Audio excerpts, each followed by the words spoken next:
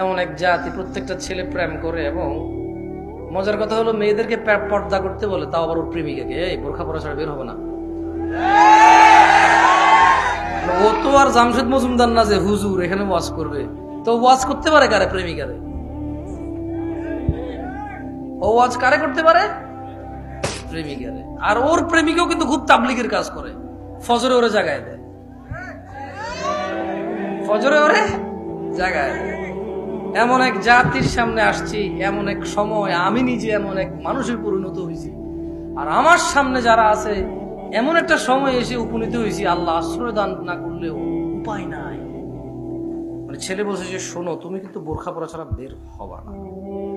মেয়েটা যদি একবার তোর কথা শুনে যায় রে ভাই, তাহলে তোর সাথে আর কথা বলবে না, কারণ তো পর্দা করতে হবে। তুই বলছিস পর্দা কর, ও বলছে ঠিক আছে মানছি, তাহলে তোর সাথে আর কথা বলার সুযোগ নেই, কারণ পর্দা তো তোর দিয়ে স্টার্ট হবে। মানে তুই কে বল, তুই কে? এই বেটা তুই কে রে?